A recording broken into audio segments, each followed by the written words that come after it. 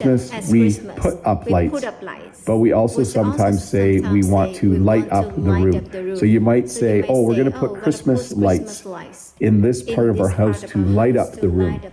When you light up a certain area of your house, it means that you are putting more lights in. You are making it brighter. Stores will often light up the front of their store with Christmas lights at this time of year. So they will light up the store. To get together, to gather. So at Christmas, you will often get together with other people. We use the verb get with the word together to talk about any time people are in one spot for a special event. You might get together with people for your birthday. You might get together at Christmas with family. You might get together after work one day to celebrate a colleague's birthday. So whenever you are with other people for an event or to celebrate something, we often use the verb to get together. So I'm going to get together with my family tomorrow, and then we are going to get together with Jen's family next week. So that's the use of the verb, an actual use of the verb in bobsleigh. To gather is more of an older word. I don't really use this verb much anymore, but people will gather for Christmas. I think get together is more common. In fact, get together can also be used as a noun. Like you might go to a get together.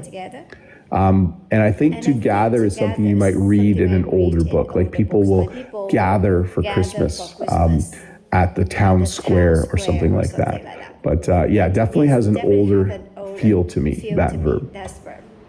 This verb has come up in a few lessons lately. I think this is the third time in a month. When you host, it means people are coming to your house. People are coming to your apartment. You are the person who is planning the party. So if Jen and I host Christmas, we make sure our house is really clean. We decorate a little bit more because people are coming to our house because we decided to host the party. This year we are not hosting. We are going to other people's houses. And I like that a little bit better, I think. It's a little easier. It's easier to visit someone else than it is to have 20 or 30 people come to your house. I do like to host. Like it is fun. We hosted Christmas last year for my brothers and sisters, but this year it will be at my sister's place. To bake. So you bake all year round. It's fun to bake cookies. It's fun to bake things. But at Christmas, you might bake special Christmas treats. You might bake shortbread cookies. That's a very common thing to eat at Christmas. It's a white cookie. You might bake gingerbread cookies, or you might bake the pieces for a gingerbread house. Gingerbread is a spicy kind of cookie, a spicy kind of treat that we have at Christmas time. You're going to try and not do this, but it's kind of hard. You tend to overeat at Christmas. So I tend to overeat at Christmas because everywhere I go, there is a lot of food. It's fun to eat at Christmas. You eat things you don't normally eat at other times of the year. So it's fun to eat, but it's important to try to not overeat.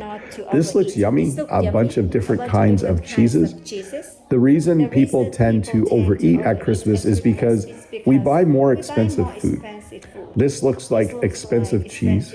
I don't normally buy this type of cheese. So if I was at a Christmas party and they had that cheese, I might overeat a little bit. To send, you might send Christmas cards. This has become less common, I think, as people just send a greeting via email. My friend just sent me a nice email letter the other day instead of a Christmas card. But you might send Christmas cards to people. That was hard to do in Canada because Canada Post was on strike. We didn't have mail for almost a month. But you might decide to send a Christmas card. You might listen to music. It's interesting because we often add the word to when we're using listen with music. So when I go for a walk, I listen to music. At Christmas time, I listen to Christmas music. So it's an important way and use of the verb to listen. So I think some of you probably listen to a lot of English music in order to learn new English words and to practice your English. To dress up.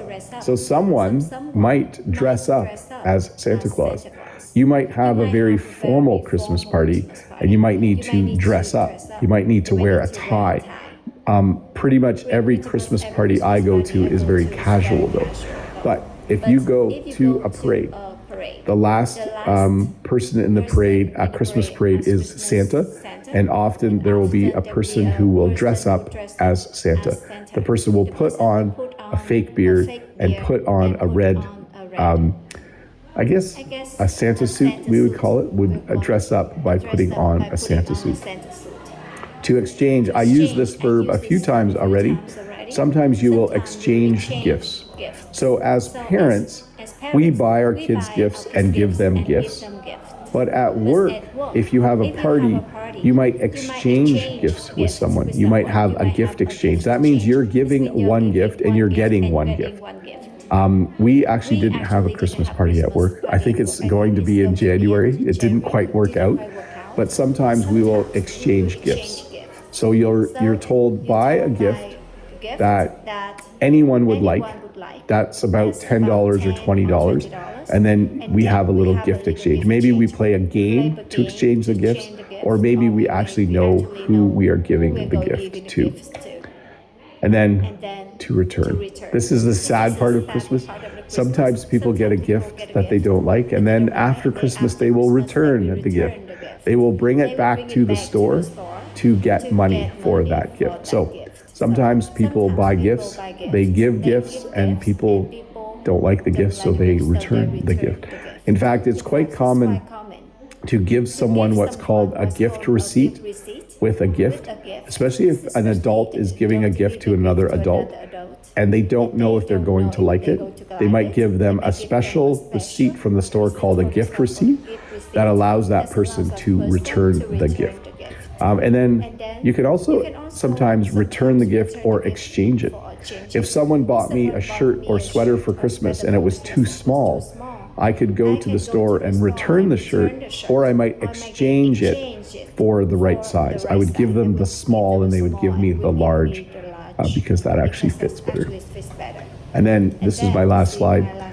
A lot of people will crash at Christmas. This is an informal verb that means to sleep or relax or just watch TV after a busy event. Okay, so when Jen and I host Christmas, after everyone leaves, we just crash. We just lay on the couch and do nothing for an hour because we're exhausted. Maybe when you go to a Christmas party and you talk to people for 3 hours, you are really tired afterwards and you go home and crash.